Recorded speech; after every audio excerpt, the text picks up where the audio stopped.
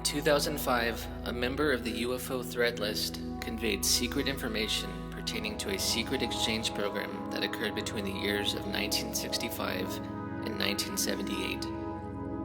This person, as we know him, anonymous, had released several documents on a website that is known as Serpo.org. 11 of these documents detail leaks of information that show that 12 people were sent to a planet called Serpo in the Zeta Reticuli system in 1965, and that few of them returned later in 1978. This all stemmed from crashes in the 1940s, where one of them took place in the deserts of Corona, New Mexico, and led to the recovery of a living alien known as an EEB, or an extraterrestrial biological entity. EEB, as he was called, was sent to Los Alamos base, where his participation led to the creation of an exchange program that would eventually lead to the exchange of 12 military personnel for one EEB in return.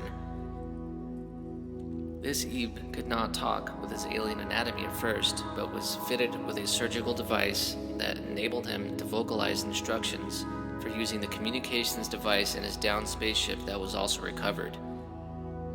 The information provided on Serpo.org details what happens next and more.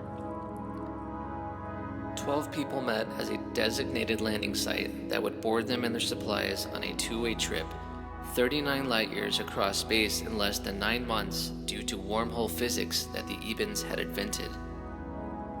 Of just the amazing things reported to happen include making the 39 light year voyage in 9 months, the discovery of the Eben Society on Serpo, the exchange of a highly advanced virtual encyclopedia known as the Yellow Book, and the discovery of the Ebens' scientific and social world as they knew it, in the form of obscure cloning technologies and other unearthly things. Several documents on the Serpo website detail of journals that were written by the commander of the 12-person team, who simply referred to himself as 102. Each member of the team had numbers for identification, which can only assume to be that way due to the private nature of such a mission. 102 writes in his diary that a member of their team was found dead during the voyage to Serpo, which almost led to a deadly conflict between man and Ebens. The Ebens, as the commander put it, were peaceful and wanted to avoid violence at any cost.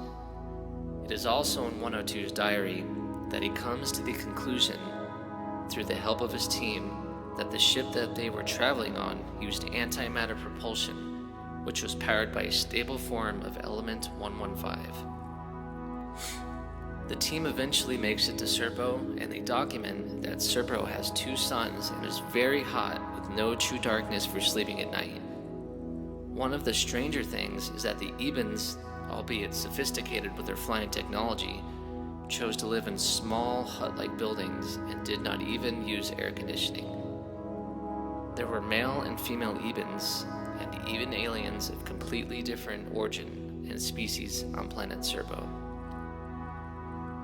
In summary, do not just take my word for it. Go and seek the information for yourself.